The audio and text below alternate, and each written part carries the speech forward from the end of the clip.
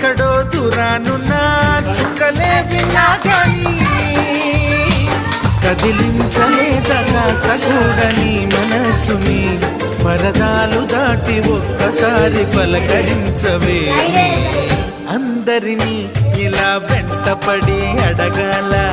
సరదాగా నువ్వే ఎదురైతే సరిపోదా నిద్రపోతున్న రాత్రి నడిగా